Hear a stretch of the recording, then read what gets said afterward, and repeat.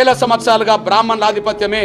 అది హిందూ రాజుల దగ్గరైనా, అదే సమయంలో వాళ్ళు ముస్లిం రాజులైనా, వాళ్ళు బ్రిటిష్ ఇండియా పాలనలైనా మొత్తం బ్రాహ్మణుల పెత్తనమే, బ్రాహ్మణుల ఆధిపత్యమే.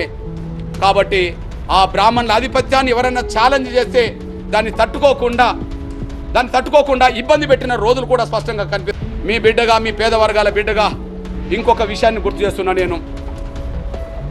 నేను అంటున్నా, బ్రాహ్మణులే కుల వ్యవస్థకు ప్రధాన కారకులు. ఎందుకంటున్నంటే యేసుక్రీస్తుని నమ్ముకున్న వాళ్ళు యేసుక్రీస్తును పూజిస్తారు, ప్రవక్తను నమ్ముకున్న వాళ్ళు ప్రవక్తను పూజిస్తాం, వెంకటేశ్వర స్వామి నమ్ముకున్న వాళ్ళు, రాముని నమ్ముకున్న వాళ్ళు, కృష్ణుని నమ్ముకున్న వాళ్ళు మనం పూజిస్తాం.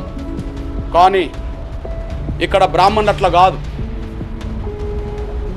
మనం అనుకుంటున్న దేవుళ్ళనే శాసిస్తారు వాళ్ళు. మనం అనుకుంటున్న దేవుళ్ళనే శాసిస్తామని చెప్తారు. అందుకు సాక్ష్యం దేవుళ్ళు గొప్ప, బ్రాహ్మణులు గొప్ప అంటే బ్రాహ్మణులే గొప్ప అని చెప్పి వాళ్ళే చెప్పుకుంటారు. వాళ్ళు ఎంత దూరం పోయినో చూడండి. ఇక దళితులను చిన్న చూపు చూడడం పెద్ద సమస్య ఏమవుతుంది? బీసీలను, బ్రాహ్మణేతర వర్గాలను లెక్క చేయకుండా పోవడానికి పెద్ద సమస్య అవుతుంది. వాళ్ళకు బ్రాహ్మణులకు దేవుళ్ళు కూడా లెక్క కాదు. మంత్రం ఆధీనంలో దేవుళ్ళు ఉంటారంట, కానీ మంత్రమే బ్రాహ్మణుల ఆధీనంలో ఉంటుందంట. కాబట్టి శ్రీకృష్ణుడే మా